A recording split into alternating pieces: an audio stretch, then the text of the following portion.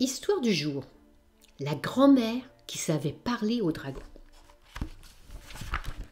Il était une fois une grand-mère qui vivait dans un château avec son fils, le roi du pays. Le roi avait 2 enfants, un garçon et une fille. Ils adoraient tous les deux leur grand-mère, car elle leur racontait de belles histoires. Elle leur préparait des goûters délicieux. Elle leur faisait des baisers par milliers et surtout, elle inventait pour eux des noms rigolos. Elle appelait le garçon mon doudou. Elle appelait la fille ma bichette. Et lorsqu'elle se promenait avec ses petits-enfants dans sa vieille voiture, elle disait « Venez les enfants, on va promener dans l'eau la Toto !» Elle leur montrait des toutous, des dadas, des meumeux, des cocottes. Un jour, le roi, très en colère, dit à la grand-mère « Écoute, mes enfants ne sont plus des bébés. Tu ne leur parles pas comme il faut. On ne dit pas une Toto, on dit une voiture. On ne dit pas un dada, c'est un cheval. Une cocotte, c'est une poule. Une meumeux, c'est une vache. Et un toutou, c'est un chien. Mon fils n'est pas un doudou, mais c'est un prince. Et ma fille n'est pas une bichette, c'est une princesse. » Le roi n'eut pas le temps d'en dire plus.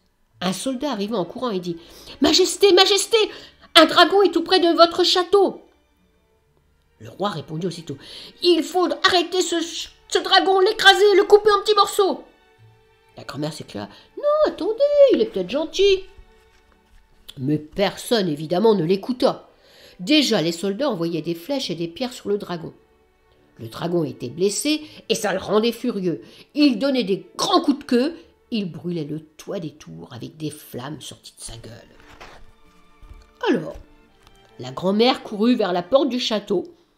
Le roi essaya de la retenir, mais c'était trop tard. La grand-mère était sortie. Le dragon vit la grand-mère et il grogna plus fort. Mais la grand-mère avança vers lui en murmurant « Mais qu'il est mimi, le dragon à sa mémé !»